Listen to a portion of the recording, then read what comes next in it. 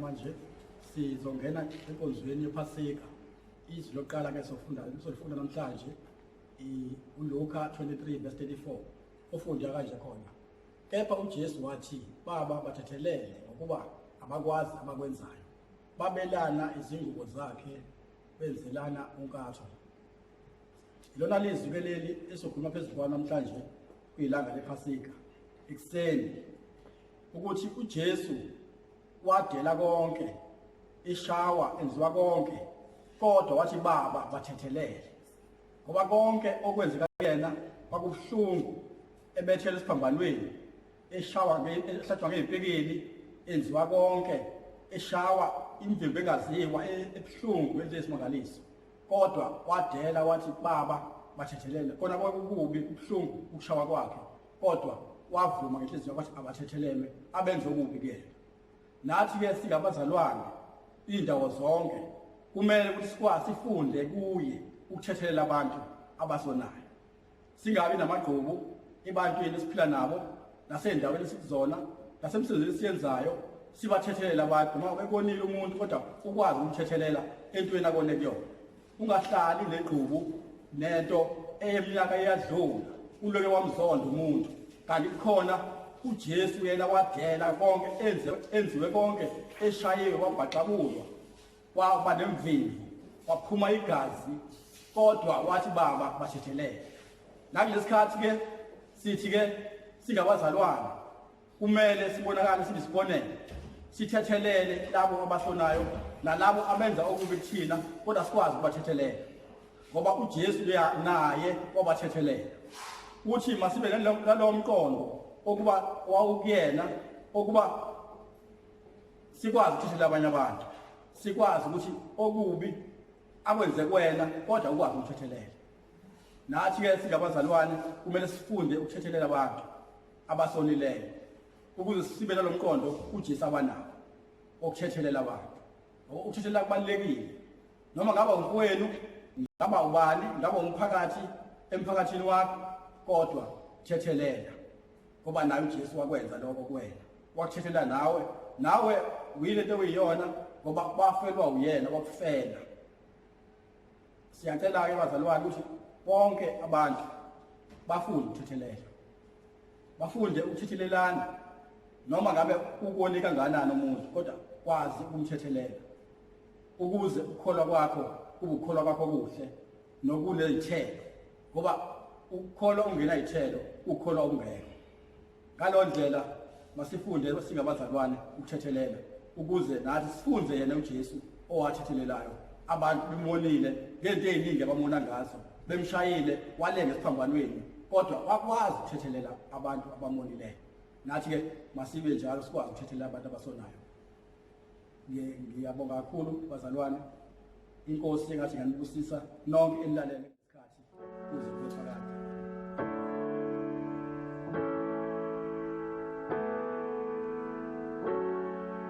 Ngiyabingelela bazalwane egameni likaJesu Kristu waseNazaretha. Ngibingelele the man of the house uBab DH Lushaba and Pastoress TT Lushaba egameni likaJesu Kristu waseNazaretha.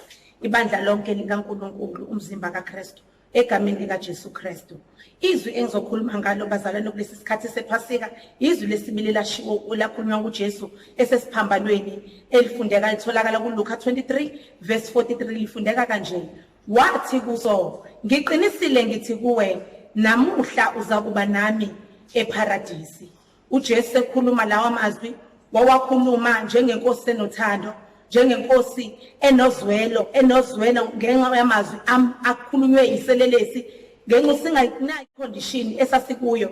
Babephanyekiwe benoJesu, iselelesi naso sasike siphambanweni, uJesu wayesesiphambanweni, kepha phezulu kwama conditions ababebhekene nawo, iselelesi sakwazi ukukhala kuJesu. uNkulunkulu wazambula kwiselelesi ukuthi lo muntu esinaye akusiyena just an ordinary person, kepha inkosi yamakhosi, umsindisi wethu sonke, njengalokho kwagcwaliseka izwi njengokuloba kaIsaya 53 uverse 1 othi ingalo kaJehova yambulelwa bani na. Twambuleleka nakuso isalulesi sabona ukuthi la ngihleli nomsindisi, ingakho sakhala ngezwi kuye sathi Nkosi uzungikhumbule eparadise embusweni wakho. uJesu wathi namuhla, not tomorrow, kepha namuhla ngizakuba nawe eparadisi. Ingakho leso sikhathi uNkulunkulu uyamuvwa amazwi okukholwa esiwakhulumayo ngenxa yokuthi uNkulunkulu uhlola inhliziyo. uNkulunkulu akahloli ingaphandle lomuntu, kepha kakhulukazi uhlola inhliziyo. Yena owazi ekujuleni kwenhliziyo. Iselele sakhulula lamazwi siwakhuluma ngokujula kwenhliziyo. uJesu ngiyakhumbula ekhuluma amazwi ethi abantu sesifikile isikhathi lapho abantu beyakukhuleka kuNkulunkulu, bakhuleke ngomoya nangeqiniso.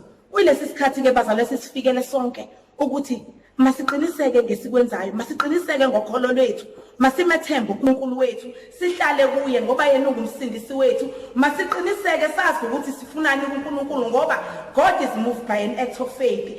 Amazwi okholwa ayamsindisa umuntu, ayamove futhi uNkulunkulu enza uNkulunkulu a-acte ngaleso sikhathi. Ingakho noJesu owabonakala ukuthi wathi noma engasinaki isimo, wathi khona namuhla ngizakuba nawe. Kanjalo ke bazalwane, nangaso lesi sikhathi lese lockdown, kulesi sikhathi la abazalwane bebhekene nezimo zonke ezibahlukumezayo, noma kungabe ukugula noma ngabe yini, uNkulunkulu ubheka ngale kwesimo bhekene naso. uNkulunkulu uhlola inhliziyo. Masiphumele kuye, simkhole uNkulunkulu, simethembe uNkulunkulu wethu, yena olithemba eliphilisayo. Masiphumele kuyo inkosi yekamu, singene nayo ekamu layo, singahambisi sodwa sishiye ngaphandle inkosi yekamu. Inkosi inibusise bazalwane egameni likaJesu.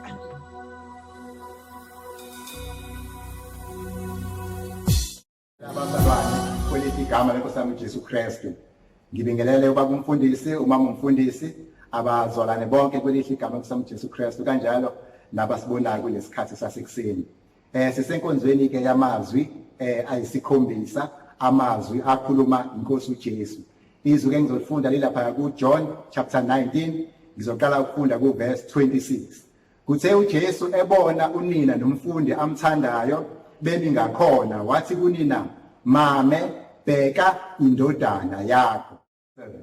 Wayesethi kumfundi, bheka unyoko. Kusukela kuleso sikhathi umfundi lowo wamyisa kwakhe. uJesu lana ukhuluma indaba enkulu, ukhumbuza abafundi bakhe ngomyalezo owake wawudlulisela kubona. Wathi mabathandane njengoba yena ebathandile. Emveni kwalokho izwe liyakwazi ukuthi bangabalandeli bakhe.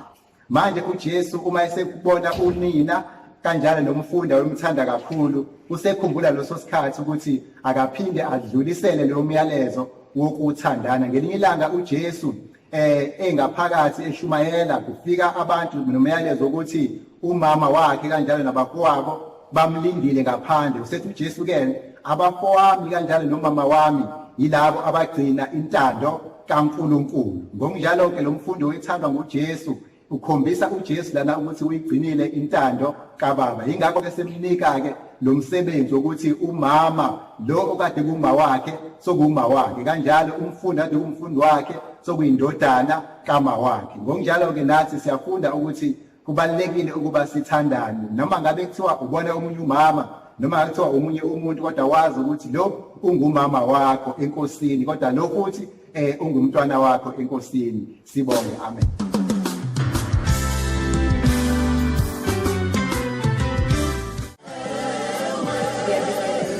bazalwane egameni likaJesu waseNazaretha. Izwi esizolifunda izwi elakhulunywa uJesu litholakala kuMark chapter number 15 verse number 34 elifundeka kanje. Ngehora lesishiyagalolunye uJesu wamemeza ngezwi elikhulu wathi, Eloi, Eloi, lama sabachthani, okungukuthi ngokuhunyushwa, Nkulunkulu wami, ungishiyelani na?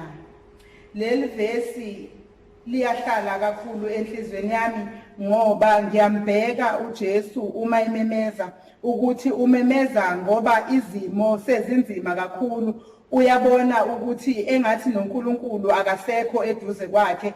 Uma ngiyambheka uJesu ukuthi nangalesi sikhathi amemeza ngaso kuthiwa umemeza ngehora lesishiyagalolunye. Uma ubheka eBhayibhelini ngokuhunyushwa bakhuluma ngehora, mabekhuluma ngehora lesishiyagalolunye bathi this is the 9th hour. Hallelujah. So uma ngilibheka ngizibuza ukuthi yini engaka, what's the significance ngaleli hora lesishiyagalolunye. Kimina kuyafika ukuthi ngisho uEliya umprofeti ngalesikhathi wayekade eshuma egijinyiswa efuna abaprofeti bakaBhali, into eyenzeka wakhuleka naye kuNkulunkulu ngalo leli hour elilodwa. uNkulunkulu wasemphendula. uNkulunkulu mayemphendula akamphenduli nje kodwa umphendula ngomlilo. So ngiyabheka nangalesi sikhathi ukuthi kubalekile ukuthi whatever odlula kuyo njengomzalwane ubheke ukuthi ukhala kubani.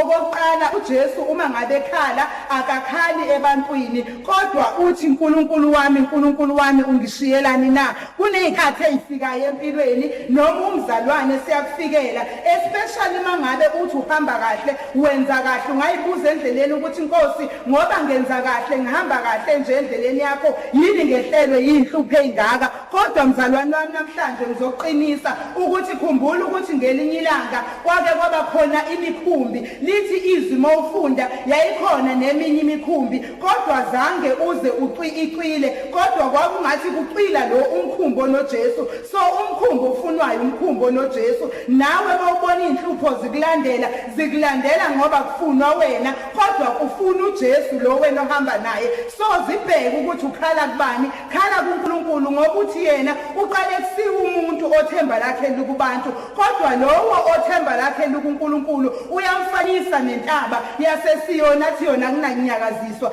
So iba nehora lakho lokukhuleka, yazi ukuthi unesikhathi sakho okhala ngaso kuNkulunkulu. Uma ngabe unehora lomkhuleko uNkulunkulu solo uyayiphendula imikhuleko. Uma ngabe futhi ukhala kuyena ngoba uthi mangabe uthembe ebantwini, uthembe ezikhulwini, uba nenkinga yokuthi namhlanje umuntu uyathembisa athi uzokwenzela utho kodwa kusasa lo muntu kungenzeka kusesengasekho. Mayisengasekho uzobe soyinto enjani? Kumele amathemba ethu siwasuse ebantwini kodwa siwabeke kuNkulunkulu. Noma ngabe siyakhala sizizwa sishiyiwe kodwa sikhale kuNkulunkulu. uNkulunkulu akashiyani. noJesu wezeshiwe kodwa uNkulunkulu wayengamshiyanga, wayenaye. Athi ohlabelelayo yena akawucisha umlilo kodwa ungena nathi emlilweni.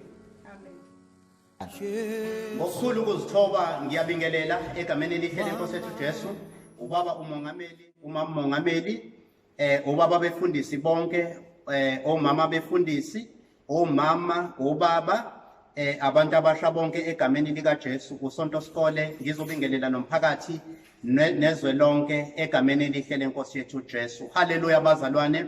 Ngizocela ekseni sibheke izwi leNkosi bazalwane ngokaJohane 19 verse 28 egameni likaJesu.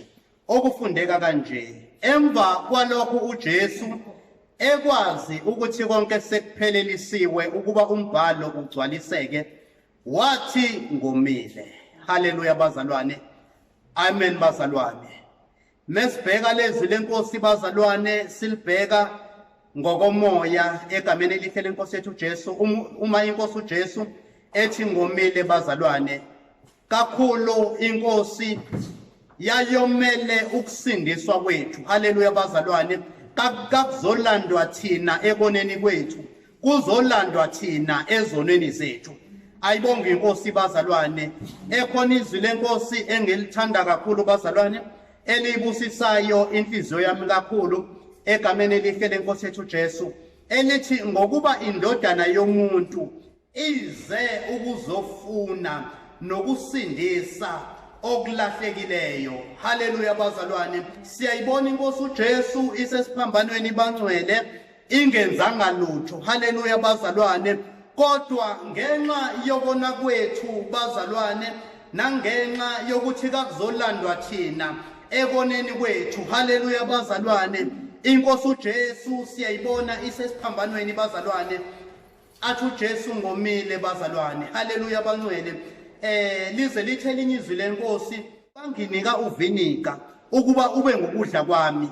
Haleluya bazalwane, ukuze bangiphuzise wona ekoneni kwami. Haleluya bazalwane, mesibheka bangcwele uJesu akukho lapho ake ona khona uJesu. Haleluya bazalwane, kepha ithina bazalwane ebesizolandwa ezoneni zethu. Haleluya bazalwane, inkosi yomusa inibusise bazalwane egameni lika Jesu Kristu waseNazaretha. Ngiyabonga, inkosi yomusa inibusise. Amen. Angisukume nokubingelela egameni elihle lenkosi yethu Jesu Kristu. Bingelela ibandla likaNkulunkulu, abantwana bakaNkulunkulu bonke lapha enkonzweni. Ngizobingelela bonke abantwana bakaNkulunkulu abalalele lenkonzo esinayo yePhasika egameni elihle lenkosi yethu Jesu. Sifunda izwi lenkosi encwadini kaJohn 19 verse 30, izwi elashiwo inkosi uJesu ngenkathi ekesiphambanweni, izwi lesithupha. Lapho khona lifundeka khona kanje, wathi ukuba uJesu awamukele uvinika, wathi ufeziwe, wagebisa ikhanda, wafa. Ngiyathanda ukusho sihlobo sami ukuthi lapha inkosi uJesu ngesikhathi kesiphambanweni uningi eyaseyihlangene nako, ubunzima bonke eyaseyihlangene nako. Wake washawa, wake wakhafulelwa ngamathe, wahlatshwa emzimbeni wakhe ngeyipikili. Kodwa sibona inkosi uJesu la isifinyelela khona evesini yesithupha noma izwi lesithupha la khona ithi, wathi ukuba uJesu awamukele uvinika. Igama elithi amukele uvinika wayemukela zonke uhlobo lesilokona olalikhona. Iphingi zibalwa lapho, abantu abangalunganga babalwa lapho, abathakathi babalwa lapho. Wathi sekufeziwe, wagebisa ikhanda, wafa. Ngoba ebona ukuthi sesiwinile, saba ibandla lakhe, siyibandla likaNkulunkulu ngoba sathengwa ngegazi likaJesu. Wathi ufeziwe, kuphelele, kwapheleliswa, lazalwa ibandla. Singabantwana bakaNkulunkulu. uNkulunkulu anibusise mhlobo wami ume ekumthandeni uNkulunkulu. Amen. uJesu ngesikhathi bazalwane ekesiphambanweni sibuka eletha izwi lesikhombisa la lifundeka khona kanje, Luke 23 verse number 46. uJesu wamemeza ngezwi elikhulu, wathi, Baba, ezandleni zakho ngiyawubeka umoya wami. Eseshilo lokho wafa. Ezandleni zakho ngiyawubeka umoya wami. Eseshilo lawo mazwi uJesu wafa. Ibese ngemuva uthe sekufeziwe. Uma sibuka uJesu sebona sesiphelelisiwe konke, ebona ibandla selizelwe kabusha, ebona izoni zingasezona izoni. Sizokhumbula indaba kaBarabha ukuthi kwakwabuza uPilato wathi, ngubani konje enifuna nginikhululele yena? Base bethi nguBarabha. Wabuka bonke abantu uJesu, wabuka bonke uBarabha, wabuka bonke izoni ezazikhona. wabuka oJuda ngesikhathi bemdayisa wabuka wathi Nkosi njengoba bengishilo ekuqaleni ngathi bathethelele ngoba bakwazi abakwenzayo kodwa ke manje ngibona sekufeziwe wayesethi ke ngezwi elikhulu Baba ezandleni zakho ngiyawubeka umoya wami eseshilo lokho wafa uJesu wasifela bazalwane wabafela bonke ukuze bonke basindiswe ngaye nawe uJesu ufele nawe uJesu yakuthanda nawe uJesu yakubiza uthi bheka uma ngilenga esiphambanweni ngilengele wena uthi bheka uma ngifa ngifele wena uSathane wenza sengathi useyisona usesona isono wena amacala onke akho athethelelwa ngenxa yokufa kukaJesu asikhuleke ibandla lonke lithandaze egameni leNkosi sethu Jesu Baba wethu olungileyo Baba wethu onamandla siyabonga sibonga Baba wethu onamandla onke ukuthi wena njengoNkulunkulu wethu uNkulunkulu owathumela indodana kuphela kwayo ukuba ifele likaJesu waseNazaretha nakulesi sikhathi inhliziyo yethu Baba iyakubonga impilo yethu iyakubonga Baba egameni nasekhazini likaJesu sibongile Baba thatha ke Baba indawo yakho ngoJesu ophilayo waseNazaretha yebo namanje nophakade amen amen